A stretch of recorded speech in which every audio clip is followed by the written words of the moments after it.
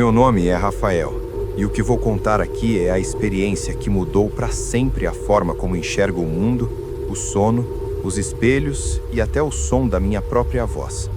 Aconteceu em 2019, quando eu tinha 30 e poucos anos e resolvi passar um mês inteiro sozinho numa cabana que aluguei nas montanhas do Pico da Caledônia, perto de Nova Friburgo. Eu era fotógrafo freelancer e estava passando por uma fase ruim. Separação recente, dívidas, crise criativa, e pensei que o isolamento total me faria bem. A cabana era simples, um cômodo grande com cozinha americana, um quarto pequeno nos fundos, banheiro minúsculo e uma varanda que dava para um vale coberto de névoa quase o tempo todo. Não tinha sinal de celular, nem internet, nem vizinhos num raio de quilômetros. O dono me entregou as chaves, desejou boa sorte e disse apenas: "À noite faz muito silêncio. Se ouvir alguma coisa, é só o vento." Os primeiros dias foram exatamente o que eu esperava. Acordava cedo, caminhava pelas trilhas, fotografava a luz dourada batendo nas bromélias, preparava café no fogão a lenha e escrevia no meu diário à noite. O silêncio era absoluto, tão denso que eu ouvia o sangue pulsando nas têmporas. Às vezes o vento balançava as árvores altas e produzia um som que parecia um lamento distante, mas era só a natureza, eu repetia para mim mesmo. Na quarta noite, porém, algo mudou. Eu estava na varanda, fumando um cigarro e olhando a lua cheia que iluminava o vale como um holofote prateado, quando ouvi um assobio. Era uma melodia simples, infantil, algo como uma cantiga de roda que eu quase reconhecia. Vinha de baixo, do meio da mata. Parei de respirar para escutar melhor. O assobio parou no mesmo instante. Esperei alguns minutos, nada. Voltei para dentro, tranquei a porta e ri de mim mesmo. No dia seguinte, encontrei pegadas. Saí para caminhar cedo e a uns 50 metros da cabana, no caminho de terra que levava à trilha principal, vi uma fileira de pegadas descalças. Eram pequenas, de criança, e iam da mata em direção à cabana, parando exatamente na varanda. Não tinham volta. O chão estava úmido da chuva da noite anterior, então as marcas eram nítidas. Meu estômago revirou. Não havia crianças ali, nem trilheiros com filhos. Eu era o único ser humano num raio de muitos quilômetros. Passei o dia inquieto, mas à noite decidi ignorar. Talvez fosse um animal, talvez eu estivesse vendo coisas. A partir da sexta noite, o assobio voltou, mas agora mais perto. Eu estava deitado na cama, lendo com a lanterna de cabeça, quando ouvi a mesma melodia, baixinho, do lado de fora da janela do quarto. A janela dava para a parede da montanha, coberta de vegetação densa. Ninguém poderia estar ali em pé. Levantei devagar, aproximei a lanterna do vidro e não vi nada além de folhas balançando. O assobio continuou por mais uns segundos e depois parou abruptamente, como se quem assobiava tivesse prendido a respiração ao perceber que eu estava olhando. Não dormi aquela noite. Nos dias que se seguiram, os sinais se multiplicaram de forma lenta e cruel, como se algo estivesse testando até onde eu aguentaria. Encontrei pedrinhas arrumadas em círculo na varanda todas as manhãs. Eram pedras lisas do riacho que ficava a uns 200 metros dali. Alguém ou algo as carregara durante a noite. Dentro do círculo, sempre uma pena de pássaro, diferente a cada dia. Uma manhã encontrei um brinquedo, um cavalinho de madeira pintado, antigo, com a tinta descascando. Não era meu, nunca tinha visto aquilo. Coloquei tudo numa caixa e joguei longe na mata. Mas no dia seguinte, o círculo estava lá de novo, com as mesmas pedras, a mesma pena e o cavalinho no centro, como se eu nunca tivesse mexido. Comecei a ouvir vozes infantis. Primeiro só fragmentos, risadinhas abafadas vindo da mata, ou um "olha" sussurrado quando eu estava cozinhando. Depois frases inteiras. "Você veio brincar? Não vá embora. A gente tá esperando." Eram vozes de crianças, mas havia algo errado no tom. Muito doces, muito calmas, como se estivessem falando debaixo d'água. Uma noite acordei com uma voz bem perto do meu ouvido e disse: "Rafael, acorda, vamos jogar." Meu nome pronunciado com perfeição. Pulei da cama, acendi todas as luzes, revirei a cabana inteira. Nada. Mas o cobertor estava arrumado de forma diferente, como se alguém tivesse se deitado ao meu lado e depois saído. Decidi pesquisar a história do lugar. Tinha levado um livro antigo sobre lendas da região serrana que comprara num sebo. Folheei à luz da lanterna e encontrei um capítulo curto, quase escondido. Nos anos 40, uma família morava numa fazenda onde hoje é o vale abaixo da cabana. O casal tinha 3 filhos pequenos. Numa noite de nevoeiro denso, os 3 sumiram enquanto brincavam no quintal. Buscas duraram semanas. Encontraram apenas os sapatos deles, alinhados na beira do riacho, e o cavalinho de madeira de uma das meninas boiando na água. Nunca acharam os corpos. Os pais enlouqueceram de dor e abandonaram a fazenda. Diziam que em noites de lua cheia, ouviam as crianças chamando da mata, assobiando a cantiga que a mãe cantava para eles dormirem. Eu li aquilo e senti o sangue gelar.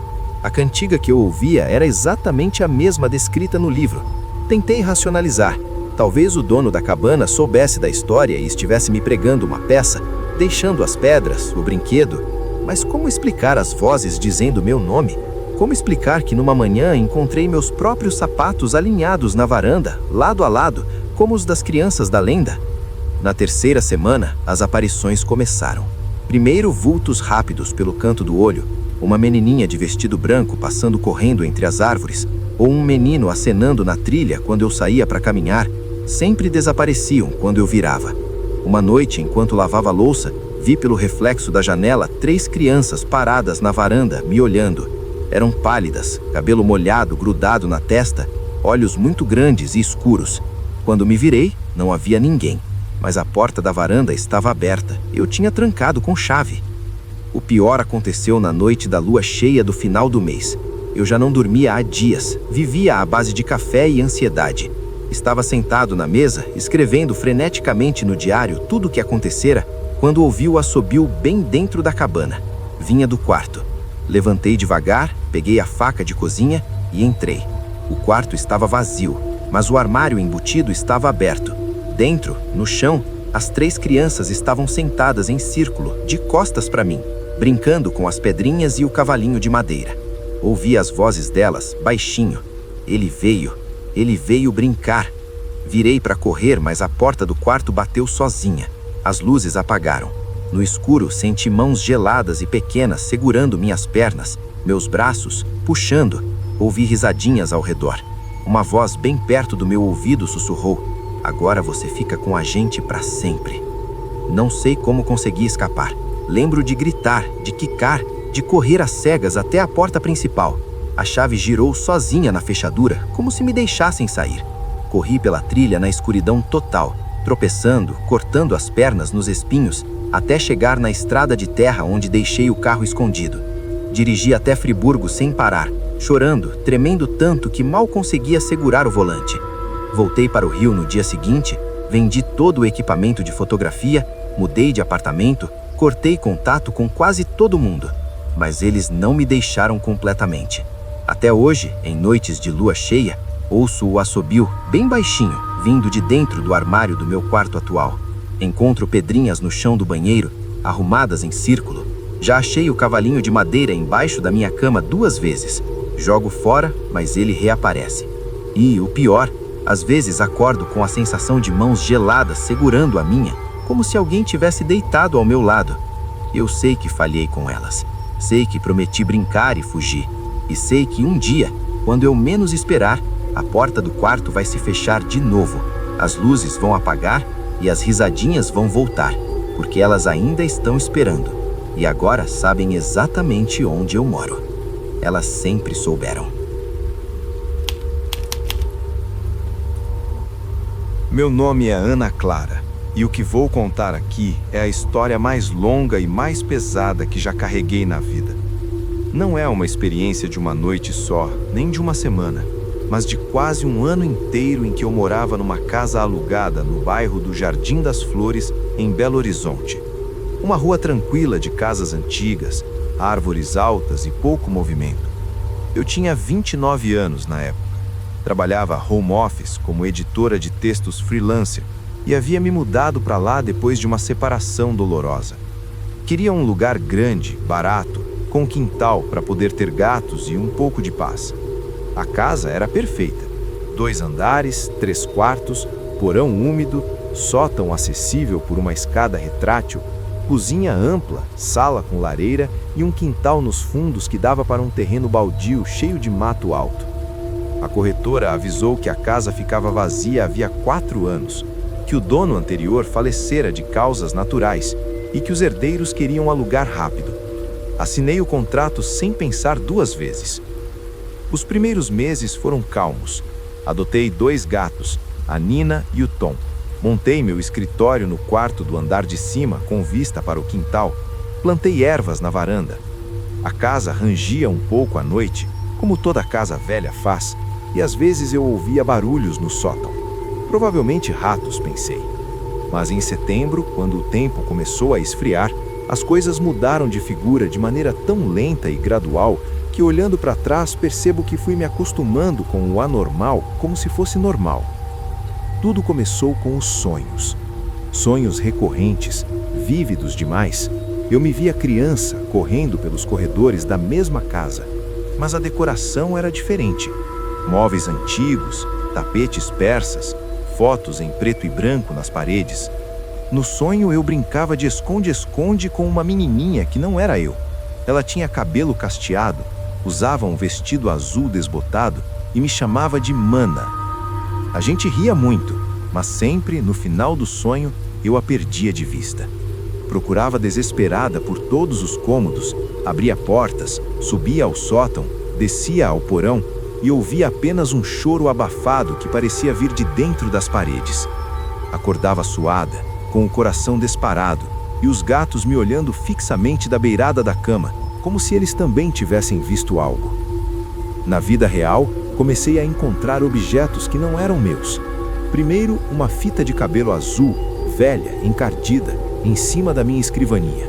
Joguei fora. Dias depois, a mesma fita apareceu de novo, agora no banheiro.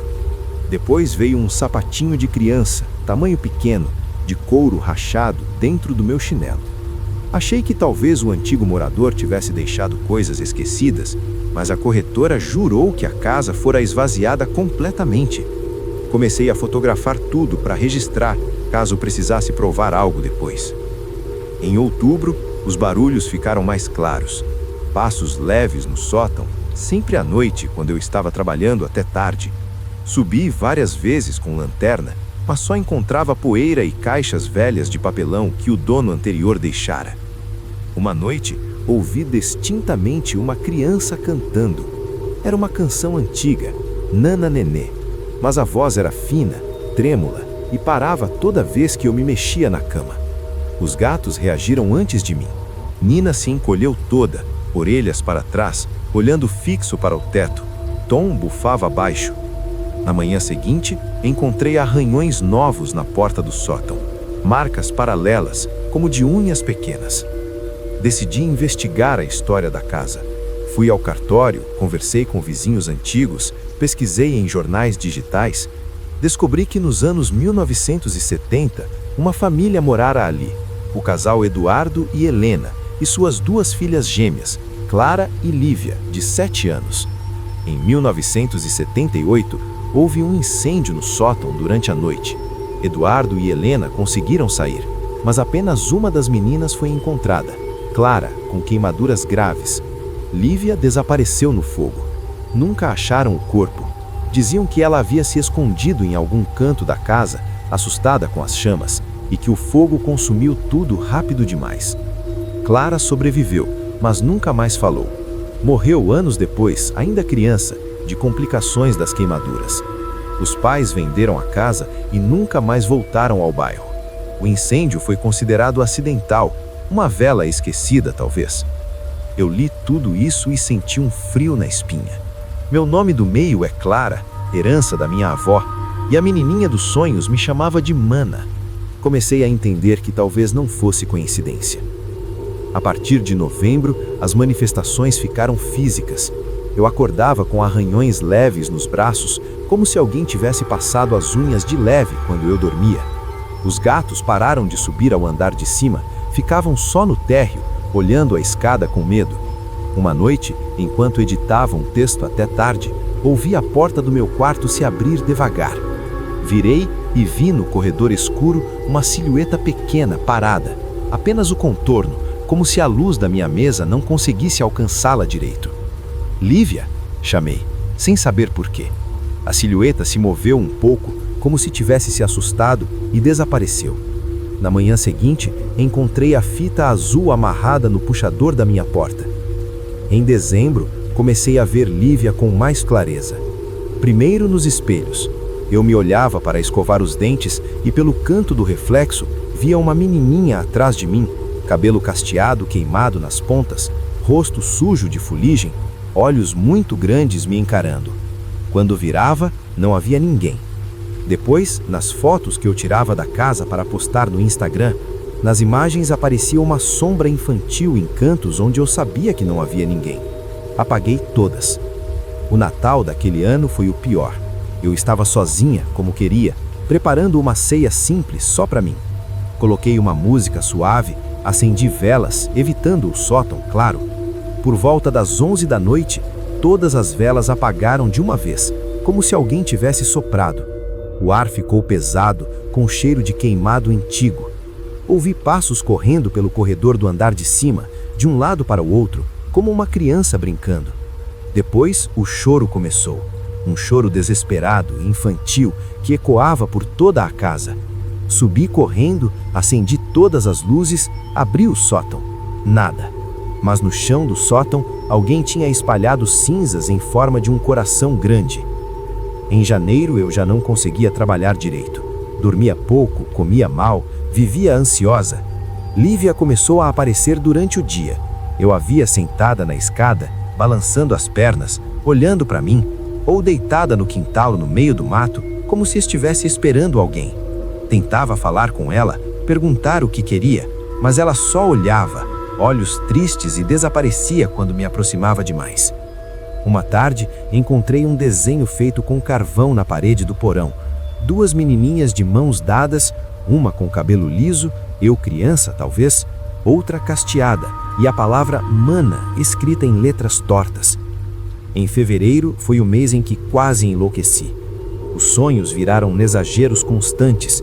Eu revivia o incêndio, sentia o calor, ouvia Lívia me chamando de dentro de um armário, batendo para sair, acordava gritando. Os gatos sumiram por 2 dias. Encontrei-os escondidos no porão, encolhidos juntos, sem querer sair. Uma noite, acordei com uma sensação de peso no peito e vi Lívia sentada na beirada da minha cama, me olhando. Ela estendeu a mão queimada e tocou meu rosto. Senti a pele dela fria, áspera. "Fica comigo", sussurrou, voz rouca de quem inala fumaça. Gritei, acendi a luz e ela não estava mais lá, mas o cheiro de queimado ficou no quarto por horas. Em março, decidi que precisava fazer algo. Chamei uma médium que uma amiga indicou. A mulher chegou, andou pela casa em silêncio, ficou pálida. Disse que havia uma criança presa ali, que não entendia que estava morta, que me via como a irmã que sobrevivera e queria que eu ficasse para sempre. Ela não quer te machucar, mas não sabe soltar. O fogo a assustou tanto que ela se escondeu num lugar que nem ela acha mais. A médium fez uma prece longa no sótão, acendeu incenso, pediu que Lívia fosse para a luz. Por alguns dias a casa ficou quieta. Eu quase acreditei que tinha acabado. Mas em abril, tudo voltou pior. Lívia aparecia irritada agora. Arranhava as portas com força, derrubava coisas da estante, apagava as luzes quando eu estava na escada. Uma noite, acordei com o alarme de incêndio tocando. Não havia fogo, mas o sótão estava cheio de fumaça. Corri para ver, apenas névoa, como se o incêndio de 40 anos atrás estivesse se repetindo em fantasma. Encontrei Lívia no meio do sótão, encolhida, chorando. Tentei me aproximar, falar com ela, dizer que estava tudo bem. Ela levantou o rosto, olhos cheios de lágrimas pretas, e gritou: "Você me deixou!" Naquela noite, senti o calor das chamas.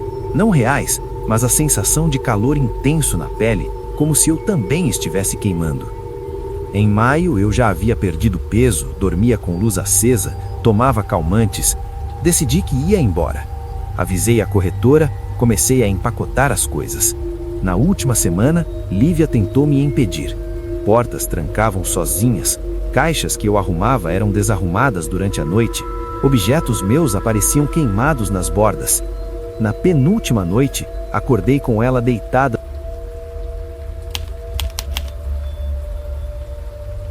Meu nome é Lucas, e o que aconteceu comigo começou de forma tão sutil que demorei semanas para perceber que algo estava profundamente errado. Eu tinha 28 anos na época, em 2019, e trabalhava como técnico de informática freelance. Morava num apartamento pequeno no centro de uma cidade média do interior de São Paulo, num prédio antigo dos anos 70, daqueles com corredores longos, portas de madeira pesada e um elevador que rangia como se estivesse prestes a despencar. O apartamento ficava no 10º andar e a vista da janela da sala dava para um cemitério municipal antigo, cercado por um muro alto e árvores centenárias. Eu nunca liguei muito para isso. Achava até poético de um jeito sombrio, mas com o tempo aquela vista começou a pesar. Tudo começou com os sonhos. Sonhos vívidos, repetitivos, sempre o mesmo cenário. Eu estava dentro do cemitério à noite, caminhando entre as sepulturas cobertas de musgo. O ar era úmido e frio, e eu ouvia um choro baixo, abafado, como o de uma criança. Seguindo o som, eu chegava a uma cova recém-aberta, terra fresca empilhada ao lado, e dentro dela havia um caixão pequeno, de criança. O choro vinha de lá de dentro. Eu me aproximava, abria o caixão com as mãos trêmulos e via um menino de uns 7 ou 8 anos, pálido, com olhos arregalados me encarando. Ele não dizia nada, só chorava, e quando eu tentava tirá-lo dali, as mãos dele se agarravam às minhas com uma força impossível, geladas como mármore. Eu acordava sempre no mesmo momento, suado, com o coração disparado, e a sensação de que aquelas mãos ainda estavam segurando as minhas. No começo achei que era estresse. Eu estava passando por uma fase ruim, tinha terminado um namoro de anos, perdido alguns clientes importantes e passava noites em claro consertando computadores de estranhos. Mas os sonhos não paravam e começaram a invadir a vigília. Eu acordava com marcas vermelhas nos pulsos, como se dedos tivessem apertado com força. Uma noite, ao olhar no espelho do banheiro depois de um desses sonhos, vi que meus olhos estavam injetados e por um segundo achei que havia uma sombra pequena atrás de mim, refletida no vidro. Pisquei e sumiu. As coisas pioraram quando comecei a ouvir o choro também acordado. Era sempre à noite, por volta das 3 da manhã, a chamada hora das bruxas, como dizem. Um choro baixo, abafado, vindo de algum lugar dentro do apartamento. No início pensei que fosse do vizinho, talvez uma criança chorando no andar de cima ou de baixo, mas quando eu saía ao corredor, o prédio estava em silêncio absoluto. Voltava para dentro e o som recomeçava, agora mais perto, como se estivesse no quarto ao lado. Eu morava sozinho, então não havia explicação racional. Uma noite, incapaz de dormir depois de mais um sonho, decidi investigar. Peguei uma lanterna e comecei a procurar de onde vinha o som. Ele parecia vir do armário do quarto. Abri a porta devagar, esperando encontrar um rato ou algum vazamento, mas o armário estava vazio, só roupas penduradas e caixas velhas. O choro parou no instante em que abri. Fechei a porta e ele recomeçou, agora mais alto, mais desesperado. Abri de novo, silêncio. Fechei, choro. Fiz isso umas 5 vezes, até que na última, quando abri rapidamente, vi algo que me fez gelar. No fundo do armário, entre as sombras, havia um par de olhos pequenos me encarando, brancos, arregalados, sem piscar. Gritei e bati a porta com força, correndo para a sala. Fiquei lá até o sol nascer, com todas as luzes acesas. No dia seguinte, exausto e assustado, contei tudo para uma amiga que entendia um pouco de coisas espirituais. Ela me disse que talvez eu estivesse lidando com uma entidade infantil, algo preso entre os mundos, e que o cemitério na frente podia estar relacionado. Sugeriu que eu pesquisasse o histórico do prédio. Passei a tarde inteira na internet e na biblioteca municipal, e descobri algo perturbador. Nos anos 80, uma criança de 7 anos chamada Gabriel havia morrido no apartamento ao lado do meu, vítima de um acidente doméstico. O pai, em crise de depressão, havia deixado a banheira transbordando enquanto a mãe estava no trabalho, e o menino se afogou. A família se mudou logo depois, e o apartamento ficou vazio por anos. Mas o mais estranho era uma nota de jornal da época. Testemunhas disseram ter ouvido o choro de criança vindo do prédio vazio por semanas após a tragédia. Aquela noite eu não consegui ficar em casa. fui dormir na casa de uma amiga. Mas mesmo lá, sonhei com o menino de novo. Só que dessa vez ele falava. A voz era fina, quebrada. Você viu, você sabe, me tira daqui. Acordei com as marcas nos pulsos novamente, mais profundas, sangrando levemente. Voltei para o apartamento no dia seguinte, decidido a encarar o que quer que fosse.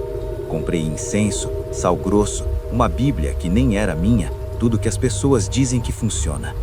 Fiz um círculo de sal no chão da sala, acendi velas, rezei o que lembrava.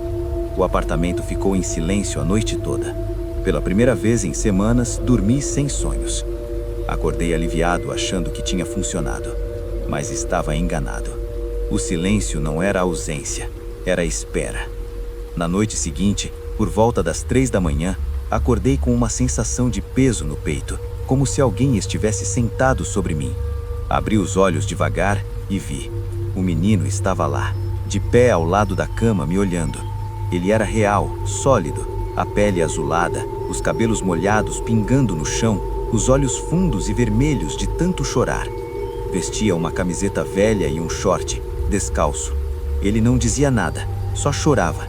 E quando eu tentava tirá-lo dali, as mãos dele se agarravam às minhas com uma força impossível, geladas como mármore.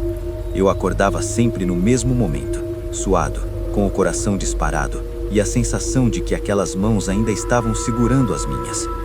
Na noite seguinte, por volta das 3 da manhã, acordei com uma sensação de peso no peito, como se alguém estivesse sentado sobre mim. Abri os olhos devagar e vi. O menino estava lá, de pé ao lado da cama, me olhando. Ele era real, sólido, a pele azulada, os cabelos molhados pingando no chão, os olhos fundos e vermelhos de tanto chorar. Vestia uma camiseta velha e um short, descalço. Ele não dizia nada, só chorava. E quando eu tentava tirá-lo dali, as mãos dele se agarravam às minhas com uma força impossível, geladas como mármore. Eu acordava sempre no mesmo momento, suado, com o coração disparado e a sensação de que aquelas mãos ainda estavam segurando as minhas. Na noite seguinte, por volta das 3 da manhã, acordei com uma sensação de peso no peito, como se alguém estivesse sentado sobre mim. Abri os olhos devagar e vi.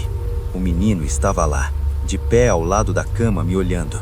Ele era real, sólido, a pele azulada, os cabelos molhados pingando no chão, os olhos fundos e vermelhos de tanto chorar. Vestia uma camiseta velha e um short, descalço.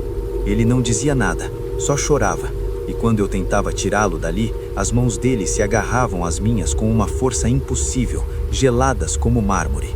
Eu acordava sempre no mesmo momento, suado, com o coração disparado e a sensação de que aquelas mãos ainda estavam segurando as minhas. Na noite seguinte, por volta das 3 da manhã, acordei com uma sensação de peso no peito, como se alguém estivesse sentado sobre mim. Abri os olhos devagar e vi. O menino estava lá, de pé ao lado da cama, me olhando. Ele era real, sólido, a pele azulada, os cabelos molhados pingando no chão, os olhos fundos e vermelhos de tanto chorar. Vestia uma camiseta velha e um short, descalço. Ele não dizia nada, só chorava. E quando eu tentava tirá-lo dali, as mãos dele se agarravam às minhas com uma força impossível, geladas como mármore. Eu acordava sempre no mesmo momento, suado, com o coração disparado e a sensação de que aquelas mãos ainda estavam segurando as minhas. Na noite seguinte, por volta das 3 da manhã, acordei com uma sensação de peso no peito, como se alguém estivesse sentado sobre mim. Abri os olhos devagar e vi. O menino estava lá, de pé ao lado da cama, me olhando. Ele era real, sólido, a pele azulada, os cabelos molhados pingando no chão, os olhos fundos e vermelhos de tanto chorar. Vestia uma camiseta velha e um short, descalço. Ele não dizia nada, só chorava. E quando eu tentava tirá-lo dali, as mãos dele se agarravam às minhas com uma força impossível, geladas como mármore. Eu acordava sempre no mesmo momento, suado, com o coração disparado e a sensação de que aquelas mãos ainda estavam segurando as minhas. Na noite seguinte, por volta das 3 da manhã, acordei com uma sensação de peso no peito, como se alguém estivesse sentado sobre mim. Abri os olhos devagar e vi. O menino estava lá, de pé ao lado da cama, me olhando. Ele era real, sólido, a pele azulada, os cabelos molhados pingando no chão, os olhos fundos e vermelhos de tanto chorar. Vestia uma camiseta velha e um short, descalço. Ele não dizia nada, só chorava, e quando eu tentava tirá-lo dali, as mãos dele se agarravam às minhas com uma força impossível, geladas como mármore. Eu acordava sempre no mesmo momento, suado, com o coração disparado, e a sensação de que aquelas mãos ainda estavam segurando as minhas. Na noite seguinte, por volta das 3 da manhã, acordei com uma sensação de peso no peito, como se alguém estivesse sentado sobre mim. Abri os olhos devagar e vi. O menino estava lá, de pé ao lado da cama me olhando. Ele era real, sólido, a pele azulada, os cabelos molhados pingando no chão, os olhos fundos e vermelhos de tanto chorar. Vestia uma camiseta velha e um short.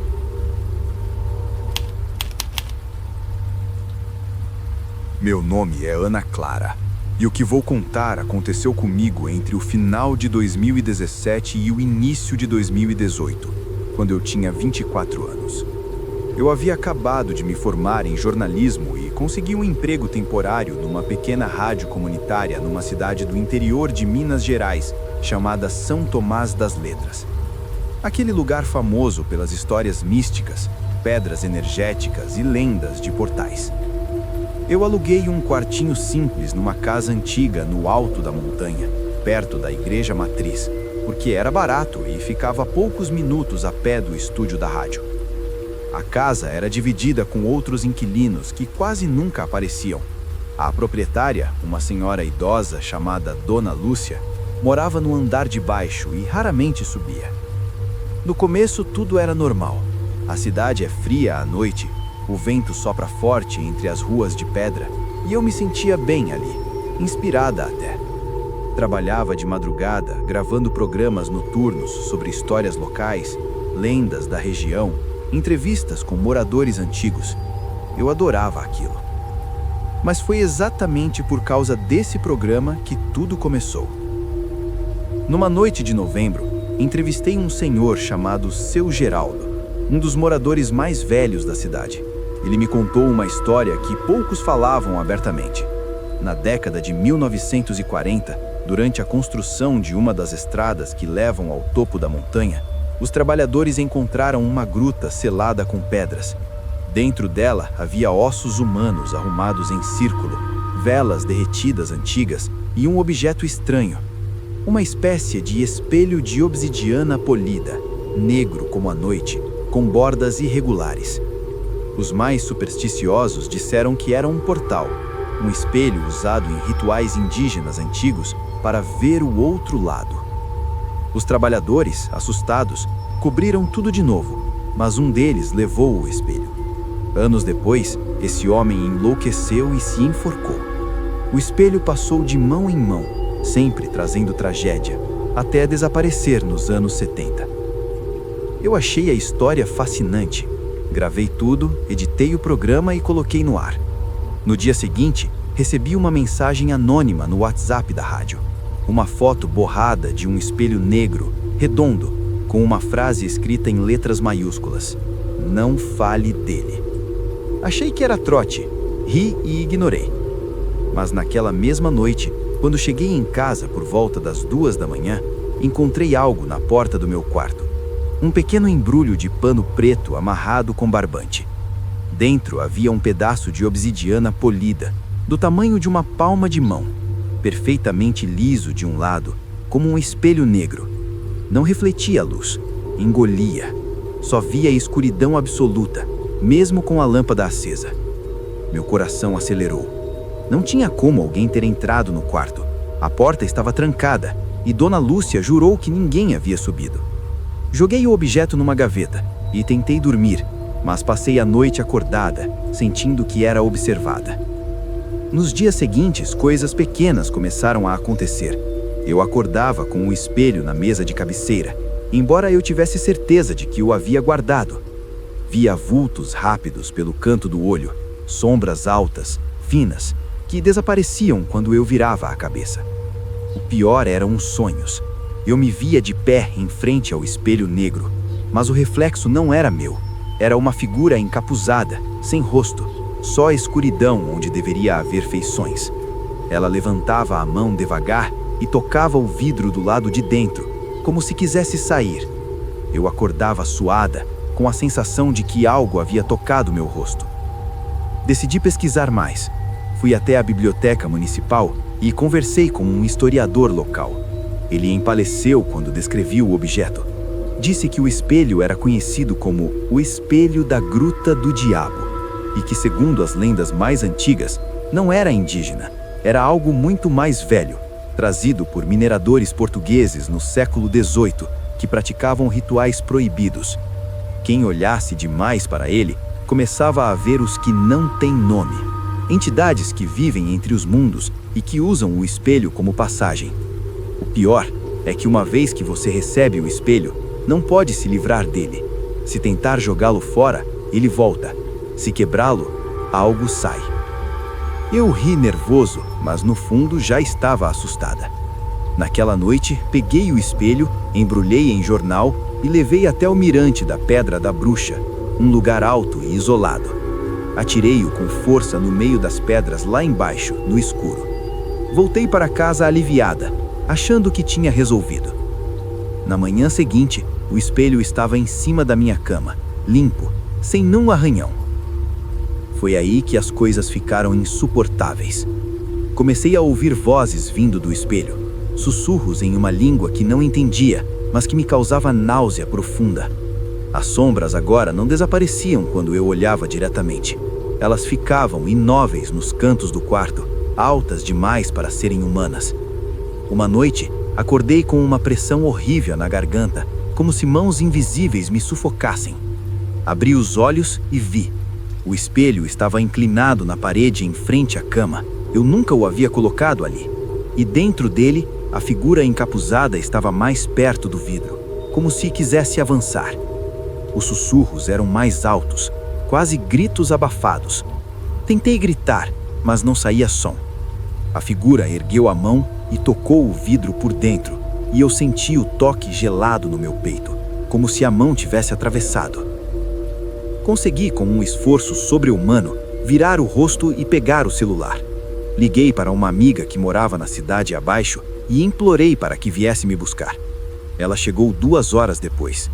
Quando abri a porta, estava tremendo, com marcas roxas no pescoço. Contei tudo. Ela, que conhecia as lendas locais, não duvidou nem um segundo. Pegamos minhas coisas às pressas e descemos a montanha de carro antes do amanhecer. Deixei tudo para trás: roupas, documentos, o emprego. Nunca mais voltei a São Tomás das Letras. Mudei de cidade, de nome nos créditos do trabalho, evito até mencionar o lugar. Mas o espelho, eu o vi uma última vez. Quando estávamos descendo a serra, no retrovisor do carro, por um segundo, no banco de trás vazio, havia um brilho negro, como se algo refletisse a luz da lua. Minha amiga também viu.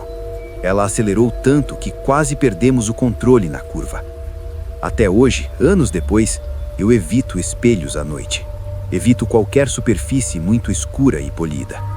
E às vezes, quando estou sozinha num quarto silencioso, ouço o sussurro começando baixinho, como se viesse de muito longe.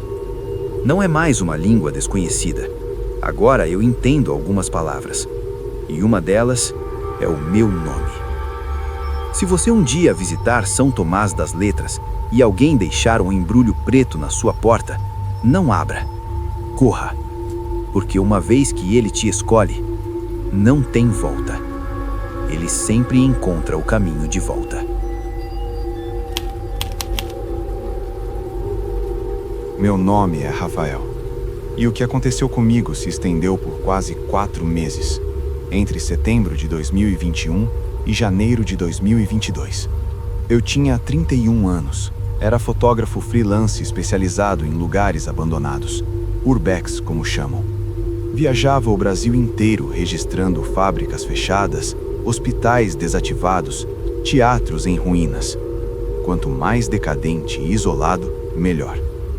Foi exatamente por causa dessa paixão que aceitei o convite de um grupo de exploradores para visitar o antigo sanatório de São Dimas, no interior do Rio Grande do Sul.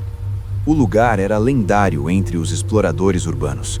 Construído nos anos 1930 para tratar tuberculosos, funcionou até o final dos anos 80, quando foi abandonado de uma hora para outra. Diziam que centenas de pacientes morreram ali dentro, muitos isolados em alas inteiras, sem visitas, sem esperança. Depois do fechamento, o prédio ficou décadas em decadência.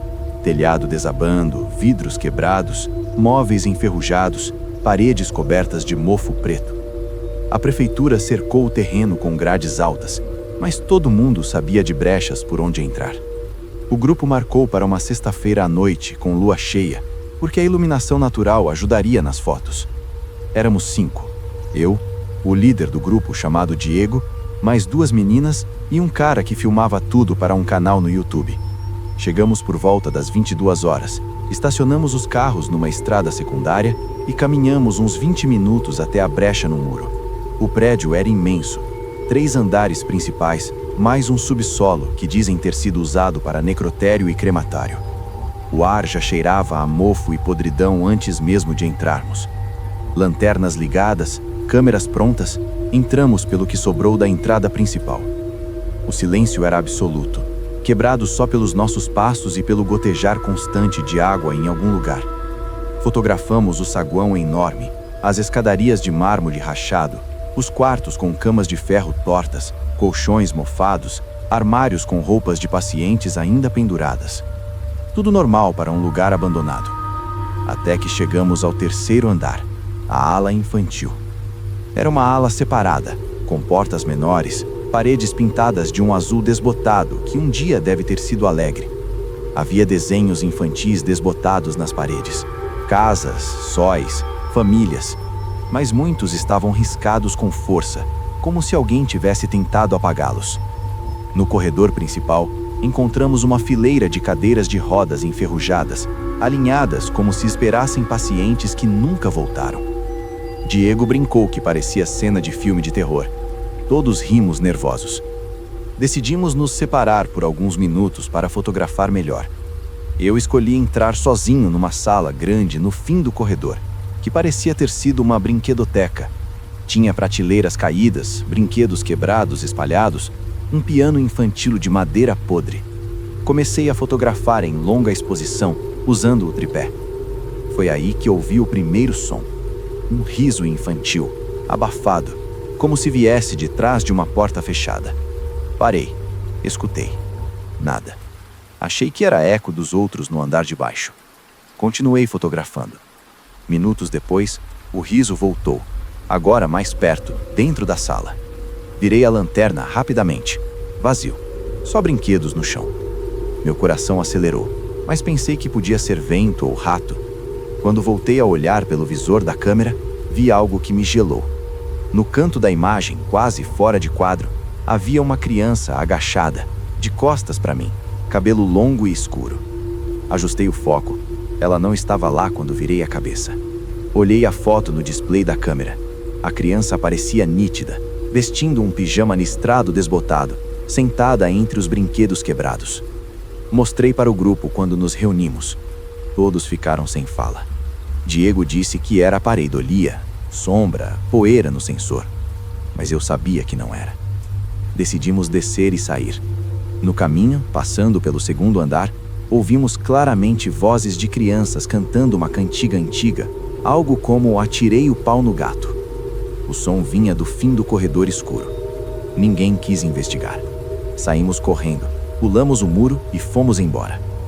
Naquela noite, em casa, revelei as fotos no computador. A imagem da criança estava lá, perfeita. Ampliei.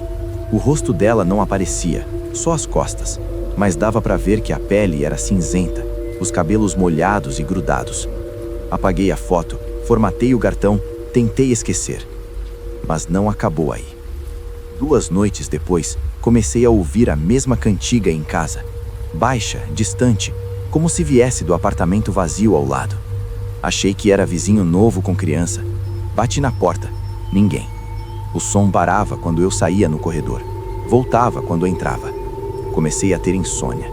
Sonhava que estava de volta na brinquedoteca, mas agora cheia de crianças, todas de costas, sentadas em círculo, Elas cantavam sem parar, e quando eu tentava me aproximar, viravam o rosto ao mesmo tempo. Rostos pálidos, olhos fundos, bocas costuradas com linha preta grossa. Acordava suado, com a cantiga ainda na cabeça. Uma semana depois, recebi uma mensagem no Instagram, de uma conta sem foto, só nome de usuário aleatório. Uma imagem. Era a mesma foto que eu tinha apagado. A criança agachada na brinquedoteca. A legenda: "Você viu. Agora joga com a gente." Bloqueei, denunciei, mas a conta desapareceu sozinha. As coisas pioraram rapidamente. Comecei a encontrar brinquedos no meu apartamento. Primeiro um cavalinho de madeira podre embaixo da cama. Depois uma boneca de pano sem olhos na cozinha.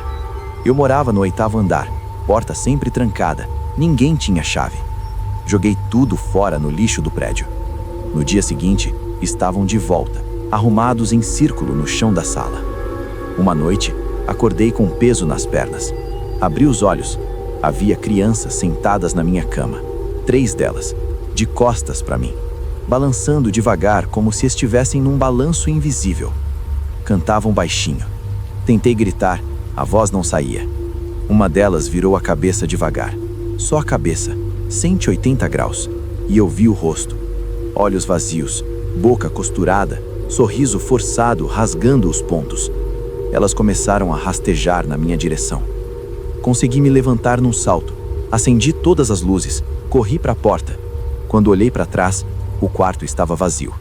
Mas no espelho do corredor, vi todas elas atrás de mim, refletidas, sorrindo.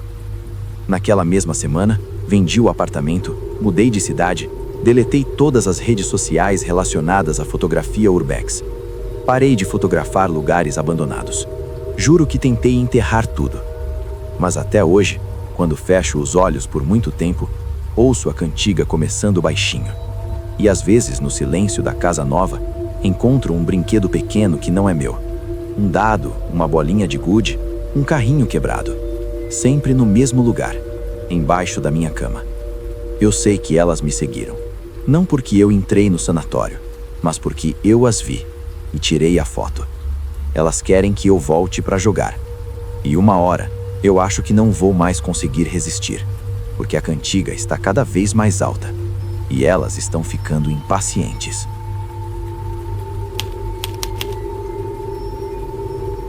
Meu nome é Beatriz, e o que vou contar aqui é a coisa mais longa e mais devastadora que já vivi. Não foi uma noite só, nem uma semana. Foram quase 6 meses inteiros, de junho a novembro de 2023, em que eu lentamente perdi a noção do que era real e do que não era. Eu tinha 29 anos, era ilustradora freelancer e tinha acabado de me mudar para uma casa pequena, alugada, numa cidadezinha do interior de Santa Catarina, chamada Urubici, conhecida pelo frio cortante, pelas cachoeiras e por ser um dos lugares mais isolados do estado. A casa ficava no fim de uma estrada de terra batida, cercada por pinheiros altos e um riacho que corria o ano todo. Era perfeita para trabalhar em paz. Um quarto, uma sala com lareira, cozinha pequena e um sótão que o dono havia convertido em ateliê, com janelas amplas para a luz entrar. Eu me mudei para lá fugindo de um término doloroso. Meu ex, Pedro, tinha terminado tudo de forma abrupta depois de 5 anos juntos, dizendo que precisava se encontrar. Eu precisava do mesmo, mas de um jeito diferente. Silêncio, natureza, distância de tudo. A casa era barata, o sinal de internet razoável e o silêncio era absoluto à noite. Pelo menos no começo. As primeiras semanas foram exatamente o que eu queria. Acordava cedo, fazia café, desenhava até o sol se pôr, caminhava pelas trilhas próximas. À noite acendia a lareira, lia ou assistia séries no notebook. Mas em algum momento do final de julho, comecei a perceber pequenas coisas que não encaixavam. Primeiro foi o cheiro. Um perfume doce, floral, como o jasmim misturado com algo mais pesado, quase terroso. Aparecia de repente, preenchia um cômodo inteiro e sumia tão rápido quanto vinha. Achei que era alguma planta do jardim invadindo pela janela aberta. Depois vieram os objetos fora do lugar. Meu lápis favorito, um Staedtler vermelho que eu sempre deixava na mesma posição no cavalete, aparecia do outro lado da mesa. Um copo que eu lavava e deixava escorrendo na pia estava seco e guardado no armário pela manhã. Coisas pequenas que eu atribuía à distração, afinal eu estava sozinha havia semanas. A mente pode pregar peças. O primeiro evento que realmente me abalou aconteceu numa noite de agosto, durante uma tempestade forte. A energia caiu por volta das 22 horas e eu acendi velas pela casa. Estava no sótão desenhando à luz de uma lanterna de cabeça quando ouvi um som vindo do andar de baixo. Passos. Lentos, arrastados, como se alguém de pantufas caminhasse pela sala. Parei tudo. Escutei. Os passos pararam. Chamei: "Alguém aí?" Sabendo que era idiota, eu estava sozinha. Nada. Desci devagar com uma vela na mão. A casa estava vazia, portas trancadas, janelas fechadas por causa da chuva. Subi de novo, tentei continuar trabalhando, mas não consegui. Apaguei tudo e fui dormir. Na manhã seguinte, ao descer para fazer café, encontrei algo que me deixou sem chão. Na mesa da cozinha havia um desenho. Um retrato meu feito a lápis, extremamente detalhado. Meus olhos, o formato do rosto, até a pequena cicatriz na sobrancelha que quase ninguém nota. Mas não era meu traço. Era mais solto, mais antigo, como se feito por outra pessoa. E no canto inferior direito, uma assinatura que não era minha. C. Apenas isso. Procurei por toda a casa. Nenhum papel faltando, nenhum lápis usado a mais. Eu não tinha desenhado aquilo. Não tinha como. Comecei a ficar paranoica. Instalei uma câmera de segurança simples na sala, ligada ao celular. Passei dias revendo as gravações. Nada. Nenhum movimento além do meu. Mas o perfume voltava, mais forte. Os objetos se moviam mais e os desenhos começaram a aparecer com frequência. Sempre retratos meus, em poses que eu tinha feito nos dias anteriores. Eu lendo no sofá, eu cozinhando, eu dormindo, sempre assinados com C. Em setembro, procurei o dono da casa, seu Armando, um senhor de 70 e poucos anos que morava na cidade. Perguntei se alguém mais tinha morado ali recentemente. Ele hesitou antes de responder. Disse que a casa havia pertencido à família da esposa dele até os anos 90. A última moradora permanente tinha sido a filha do casal anterior, uma moça chamada Clara, que era artista, pintora. Clara havia se enforcado no sótão em 1998, aos 28 anos, depois de uma depressão profunda. Ninguém quis ficar na casa depois disso. Foi alugada esporadicamente, mas ninguém durava muito. Alguns dizem que ela ainda está lá, desenhando. Ele brincou, mas o olhar era sério. Eu ri, disse que era imaginação, mas voltei para casa tremendo. Pesquisei sobre Clara na internet. Havia poucas menções, uma nota de jornal antiga sobre o suicídio, uma foto embaçada dela numa exposição local nos anos 90. Era bonita, cabelo cacheado, olhos grandes, e o traço dela eu reconhecia. Era o mesmo dos desenhos que apareciam na minha casa. Tentei ignorar. Continuei trabalhando, mas comecei a cobrir os espelhos à noite, porque agora eu via coisas neles. Não Clara, mas eu mesma, só que ligeiramente diferente. Mais pálida, olhos fundos, um sorriso que eu não estava fazendo. E às vezes, atrás do meu reflexo, uma sombra de alguém observando. Em outubro, as coisas escalaram. Comecei a ouvir uma voz mulher, baixa, cantando uma canção de ninar antiga que minha mãe cantava para mim quando criança. Vinha do sótão. Subi várias vezes, vazio. Mas uma noite, quando a voz estava particularmente alta, subi e encontrei a porta do sótão entreaberta. Eu tinha certeza que havia trancado. Entrei. O perfume era insuportável. E no meu cavalete, um desenho novo. Eu mesma, enforcada, com a corda no pescoço, olhos abertos, olhando diretamente para quem olhasse o papel. A assinatura C estava maior, quase rasgando o papel. Naquela noite não dormi. Chorei, embalei minhas coisas, decidi ir embora no dia seguinte. Mas quando amanheceu, algo mudou dentro de mim. Uma calma estranha. Senti que não podia ir, que precisava ficar, que Clara precisava de mim. Apaguei a ideia de mudança. Continuei desenhando. Novembro foi o pior mês. Eu já não diferenciava mais o que era meu e o que era dela. Acordava com as mãos sujas de grafite, desenhos que eu não lembrava de ter feito espalhados pelo chão, todos de uma mulher enforcada, sempre a mesma pose, sempre eu. A voz de Clara agora falava comigo. Não cantava. Dizia coisas como: "Você entende agora? Não vá. Fique comigo." Eu respondia em voz alta, conversava com ela. Sentia sua presença o tempo todo, como se estivesse ao meu lado, respirando no meu pescoço. Uma noite, perto do final do mês, acordei com uma pressão forte no peito. Abri os olhos e vi uma corda pendurada na viga do sótão, balançando devagar, embora não houvesse vento.